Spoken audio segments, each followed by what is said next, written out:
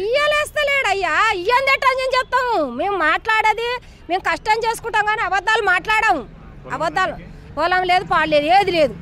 ఏది లేక గిట్ట డబ్బాలు పెట్టుకుంటే ఈడ నూకేస్తాడా, ఆడ నూకేస్తాడా, ఈడ నూకేస్తాడా, చూపించమని అందరికి జాబులు చూపిస్తే పోతాం. ఉండనే ఉండవు రోడ్డు మీద పిల్లకి అవపడం. ఆయనకు ₹1,00,00,000 జాబ్ చూపించడం అనుకో, నాకు 20,000 జాబే చూపించమను.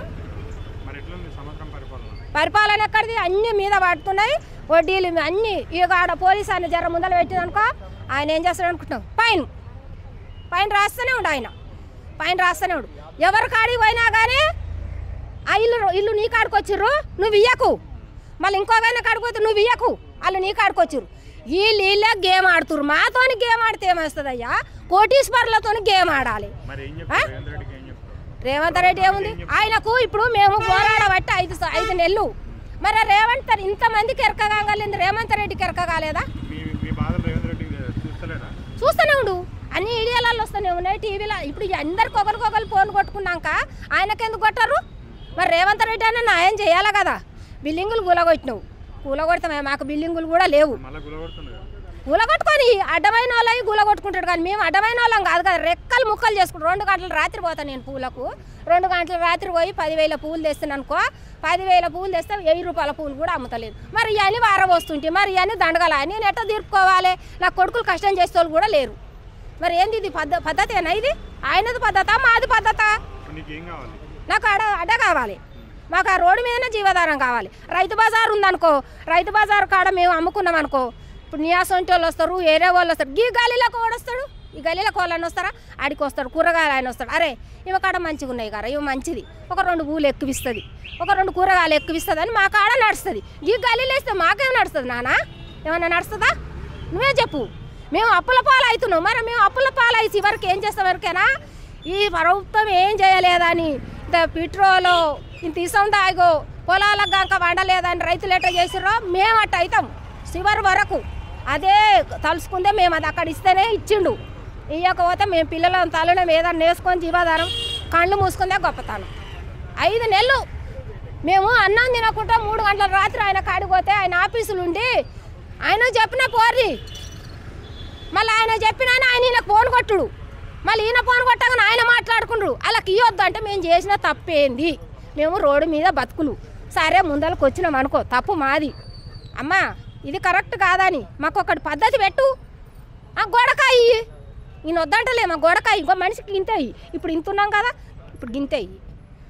ఒక 20 మందికి ఇస్తా, ఒక 10 మందికి ఇస్తా, ఒక 5 మందికి ఇస్తా. కడమాలం ఎక్కడ పోతాం? ఇస్తా అందరికి ఇవ్వాలా, లేకపోతే లేదు. అది నేను చెప్పేది. కేసీఆర్ పరిపాలన అంటే ఆయన ఇట్లా పేదోళ్ళ కడుపులు కొట్టలే. సరే ఆయన కూడా చేసిండు, దౌర్జన్యం చేయలేదు అన్నట్లేదు, కానీ మా పేదరికానికి అయితే రాలే. ఇప్పుడు నేను వచ్చినాకనే ఆయన గెలిచిండు, ఇక్కడ పెట్టుకున్నాకనే ఆయన కానీ రాలేదు. పోలీసు వాళ్ళు కూడా డిస్టర్బెంట్ చేయలే మమ్మల్ని. అమ్మా మీ బతుకులు మీరు బతుకులు లోపడి పో అంటే మేము కూడా బద్మాషేతలు చేసినాం, మంచోళ్ళం కాదు. మా దాంట్లో కూడా రోడ్డు మీదకి పెట్టిర్రు, అడ్డలు అమ్ముకుర్రు, అన్నీ అమ్ముకుర్రు. అమ్ముకున్నందుకు సిగిస్తాయి, అమ్ముకున్న దానికి మళ్ళీ కొత్త దానికి ఇక్కడ లేదు అని తీసేసే రూల్స్ ఉండాలి. అది పెట్టక మమ్మల్ని అందరిని పెంట కుప్పలో దూడితే మేము ఎక్కడ పోవాలి? మేము ఎక్కడ పోవాలి నాన్న? మేము ఆగమైపోవాలి కదా. ఇప్పుడు నా బతికేంది? నేను ఆడదాన్ని, నాకు మొగడు లేడు, పిల్లలు లేరు, ఎవరు లేరు, నేను కష్టం చేసుకొని నేను బతికేదాన్ని. ఇప్పుడు కనీసం కూడు దించేందుకు కూడా అవకాశం ఉండాలిగా నాకు. ఎవరికి అడిగిపోతే ఎవరు పెడతారు? ఒక అన్నలు పెడతారా, తమ్ముళ్ళు పెడతారా, కొడుకులు పెడతారా? ఎవరు పెడతారు?